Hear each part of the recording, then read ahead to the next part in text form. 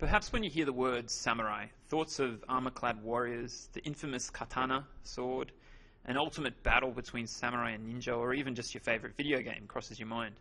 But have you considered how samurai originated?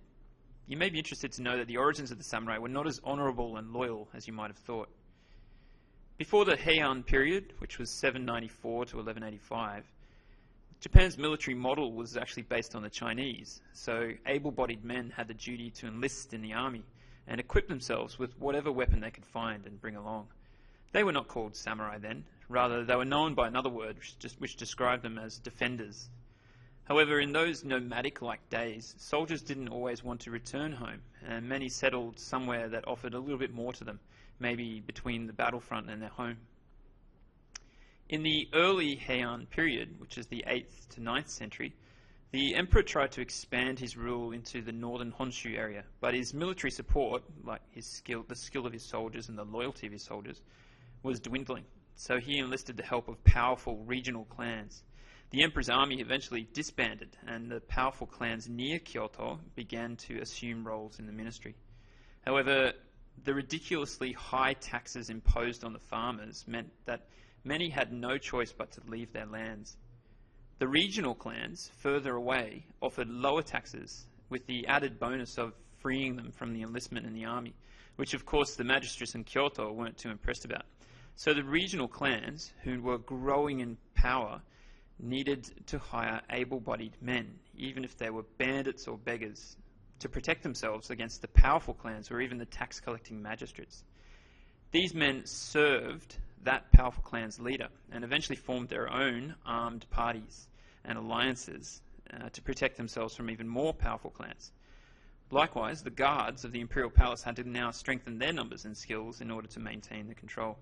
However, the regional clans now gained numbers and realized that they needed to perfect their martial skills. They were the saburai, a word meaning to serve, which later evolved into the word we now use, samurai.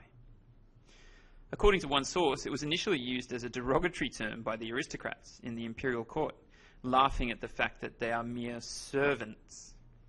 Well, part of the fact was that many of these samurai were from areas far from the pretentious lives of the Kyoto court, but they honed their craft, dedicated their existence to fighting or dying on the battlefield, and around the 8th to 9th century started wearing more effective armor, similar to the stereotypical samurai armor that we think of usually. They gained more notoriety and were employed as mercenaries by the emperor and some of the same nobility that once mocked them. So it was also around this time that the regional clans had chiefs as their ruler of their lands, usually a distant relative of the emperor or one of the noble families. They were supposed to return after their term ended, but many actually decided to stay there and then pass on their role to their sons. This was the early form of what would later become known as the daimyo, and we'll come back to them later. Slowly, the samurai class infiltrated the political environment through arranged marriages and some pretty brute intimidation. They amassed so much power that they usurped the ruling aristocrats and established the first samurai-dominated government, relegating the emperor to a mere figurehead role. After several internal battles between two rival clans, the Taira and the Minamoto, the bloody Genpei War resulted in Minamoto no Yoritomo being appointed by the emperor as the first shogun, or military commander or dictator, in 1192.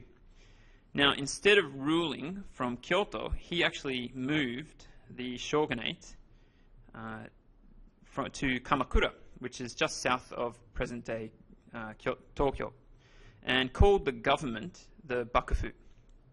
Now, it's important to note that Yoritomo did not have complete control over the entire country, and he had to still fight many battles against clans that refused to submit to the Minamoto style of government. Now, let's just take a minute to understand this. Since ancient times, the emperor ruled Japan. The warrior class took power in the 1192 battles, etc. And from this time, the samurai ruled Japan without much opposition until the late 19th century. That means for around 700 years, Japan was ruled by a succession of shoguns who held military and political power. There were a few little gaps in between, though. So up until the 13th century, the samurai had evolved from a group of hired bandits to protect local clans to the highly skilled warriors that subjugated the emperor and imperial court to figurehead roles and controlled large areas of land and people under a military dictatorship. Although the initial foundations of the legendary Bushido Code were evolving, there were still some major influential moments to come. First was the adoption of Zen Buddhism in the 13th century by the warrior class. The strict adherence to self-discipline and meditation influenced their preparedness for battle, helping them to overcome their fear of death and of killing. The self-realization achieved through meditation, instead of worshipping a particular god, struck a chord with the warriors, and this really distinguished themselves from the general population who favored the Pure Land Buddhism, known as Jodoshu. This, once again, greatly influenced the evolving notion of Bushido, the way of the warrior. Secondly, the repulsion of Kublai Khan's Mongol invaders between 1274 and 1281 by the divine wind, I suggest you look up the real meaning of kamikaze now, and effective military defense reaffirmed the belief in the strength of the samurai. This was bolstered further with the perfection of the Japanese sword, the katana, by a blacksmith named Masamune in the 14th century. The samurai's adoration of the sword had really just started to gain momentum. During the Sengoku period of the 15th and 16th centuries, samurai who excelled in the martial arts performed brilliantly on the battlefield, and their achievements opened the way for their future successors. Even if they were not born in the families regarded as samurai, they could earn the title through impressive deeds. So small groups of men formed around them, and these small groups gradually grew into large groups, which took over small domains. This was an age in which the subordinates gained control of the domains of their leaders, and vassals overthrew their liege lords, who were known as daimyo. It was also an age when a man was free to change his position in society. Anything and everything was obtainable through military force and economic power. It was during this era that the skills and tactics of the samurai, some say the spirit as well, took a turn.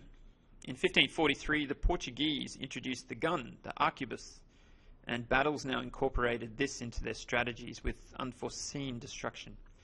And also the deceptive arts of the ninja, also sometimes now described as hired assassins, really flourished during this time.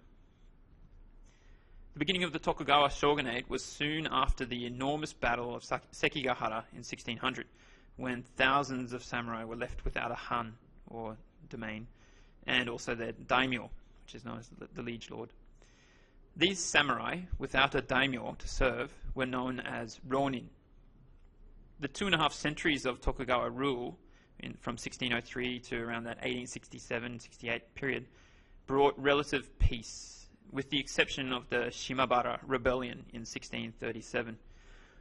Although the samurai class were a class of warriors whose original function had been to wage war, they were now required to serve in the capacity of governmental administrators, and this was an age when the brains were actually valued more than the sword. There was a downside though. Society was significantly influenced by the samurai's loss of ability to fight. In times of peace, men did not need to renew their sword or their new suit of armor. Swordsmiths and associated businesses were no longer in demand, so samurai saw no functional purpose in keeping swords and armor that had been passed down as family heirlooms, and either pawned them away or stored them away. It's also said that the general character of the samurai degenerated, and tales of some forgetting their swords or forgetting how to fight, even being revolted by the thought of actually using their swords as a weapon, were not uncommon. There were moments of honor, reminiscent of the old days though, such as the tale of the 47 Ronin in 1703. And I suggest you look up that true tale instead of the Hollywood movie. However, indecisiveness and somewhat non-samurai-like behavior by the shogun and the bakufu, remember that's the government, led to a school of thought known as Son no Joi, or imperial reverence, which recognized the emperor as the true ruler of Japan and really desired his reinstatement in place of the shogun. The year 1854 was that pivotal year in the age of the samurai, 1854, 1853. As this warrants a large explanation in itself, I encourage you to research this year and discover how life in Japan changed. However, due to this, the social systems weakened, and so did the rule of law that had bound them together for so long. Lawlessness, treachery, and assassinations became rampant, reminiscent of the Sengoku period around Oda Nobunaga's time. The samurai regained their lost belief in the power of the sword, and the martial arts underwent a renaissance. The sword production flourished, and the samurai started to carry longer than usual swords. This was an age when the peasants who aspired to become samurai could actually carry two swords at their side and dress themselves appropriately, and actually join the ranks of the warrior class. And now men of the lower classes, envisaging where Japan was inevitably heading, could even improve their lot by pursuing some foreign studies. Men were constantly prepared to sacrifice their lives in loyal service to their daimyo and patriotic deeds for his country.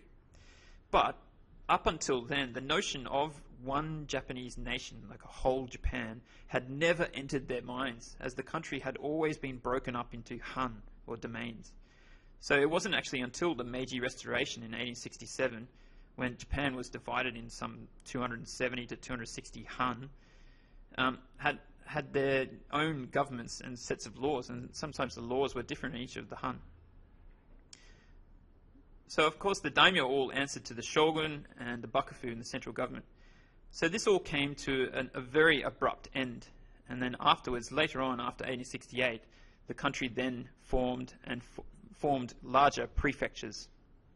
A very interesting time. I hope this helps you understand the origins of the samurai a little better.